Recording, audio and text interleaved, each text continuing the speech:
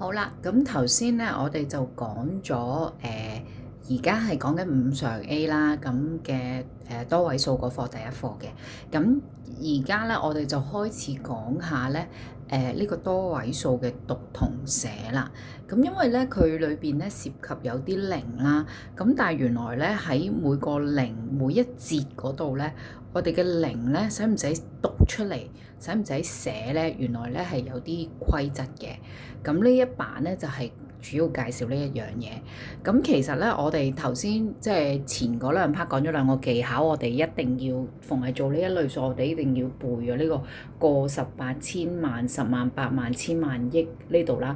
咁你除咗背之外，你要識寫，仲要一棟一棟咁樣寫晒出嚟。遇到呢啲題目咧，唔該你咧先寫咗呢一個出嚟先，因為咧你咁樣咧就可以話係萬無一失嘅。咁好啦，翻嚟呢度講嗱，佢講嗰個 rules 咧，個零咧幾時讀咧？其實咧，我哋首先咧將嗰個節數嗰度咧，就每四個位就為之一節，每四個位為之一節。咁億咧就係自己一節咁樣啦。咁佢呢度第一個講咧就係話一節中末尾嘅零咧係唔使讀嘅，即係譬如呢一節裏邊最尾呢個零咧係唔使讀嘅。如果呢一節裏邊最尾嗰個零咧都係唔使讀嘅，咁所以咧我哋如果呢度咁樣將啲阿拉伯數字套入去嘅時候咧，就照讀啦，2億2350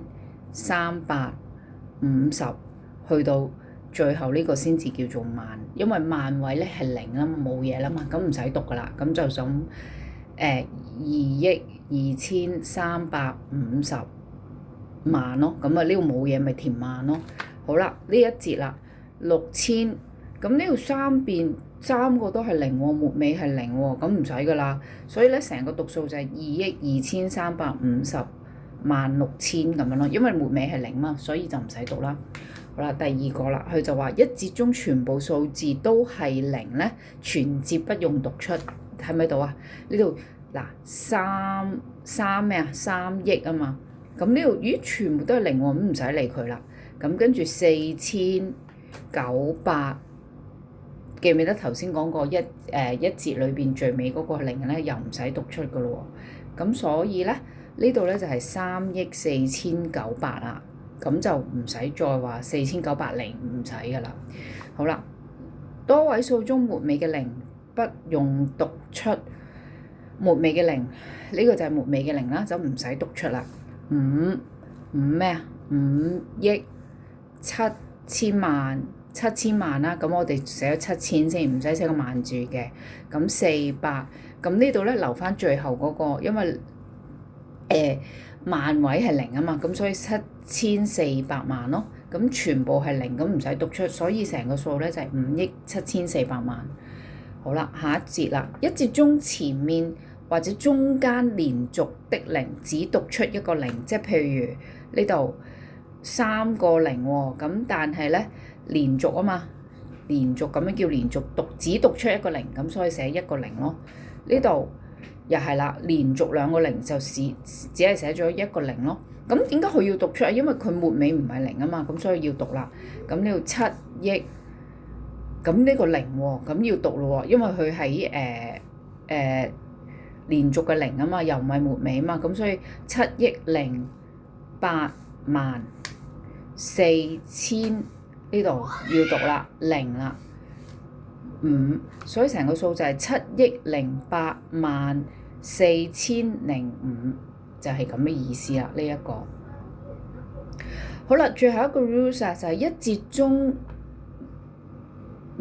前面或者中間不連續的零，需逐一讀出，即係前面或者中間前面呢個係前面啦，或者中間不連續嘅零，咁樣咪為之不連續咯，間咗咯，係咪啊？就要讀出啦。譬如6億8000呢個要讀啦，因為佢中間啊嘛。23萬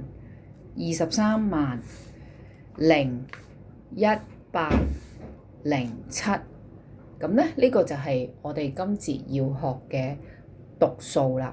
咁好啦，我想講嘅咧，頭先點解我成日話要寫呢個出嚟咧，就係咁嘅原因嘅。嗱，我哋睇一睇啦。而家佢呢度50270801，咁讀作係咩啊？咁咧我哋咧就唔係由5開始寫嘅，我哋由1嗰度開始寫。嗱，記唔記得我叫你填呢個啊？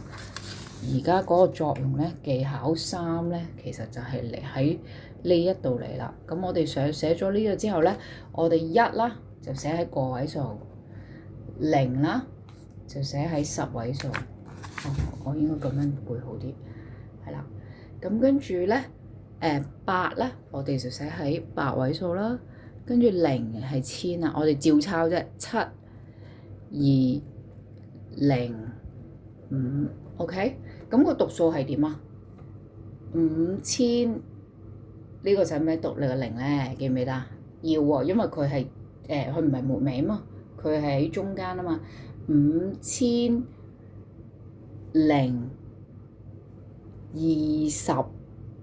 啦，啱唔啱？27，咁要慢咯喎，係咪啊？27萬，跟住咧呢個記唔記得呢條逢係4節呢度要即係粗間啲啦。我去睇嗰個使唔使用0啊嘛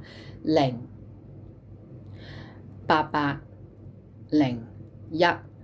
咁所以咧即係呢一個咧就係課你寫翻讀作啲乜嘢啦。讀作咧就係5020